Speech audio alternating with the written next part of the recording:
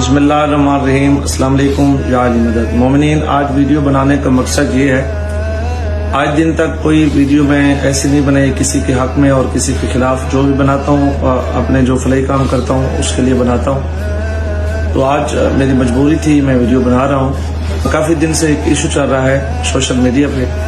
میں نہیں کہتا کون سچا ہے کون جھوٹا ہے، جو سچا ہے جو جھوٹا ہے اس نے اپنا جو بھی ذاتی بیان تھا اس نے دے دیا تھا، تو کم از کم اس کے بعد کسی کو یہ حق حاصل نہیں ہے کسی کے کردار پہ بات کرنا، یا کسی کی ماں کے بارے میں بات کرنا، یا کسی کی بہن کے بارے میں بات کرنا۔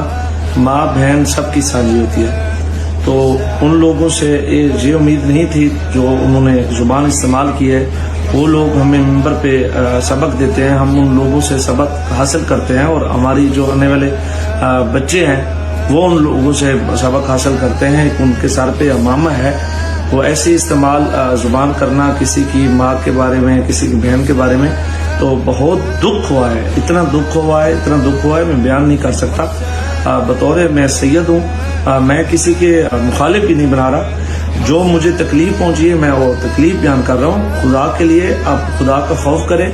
سوشل میڈیا صرف کوئی شیعہ کی نہیں ہے، اس کو ہر مذہب کا بندہ دیکھتا ہے، تو ایسا بیان نہ کریں جس کی وجہ سے ہمیں تکلیف ہو، جو ہمارے مذہب پہ کوئی ایشو بنے۔ تو برائے مہربانی اگر کسی کے پاس علم ہے اپنی علمی شخصیت سے آپ اپنی دلیل پیش کریں۔ میں گزارش کرتا ہوں کسی کی میری وجہ سے دل آزاری ہوئے تو للہ مجھے معاف کر دینا۔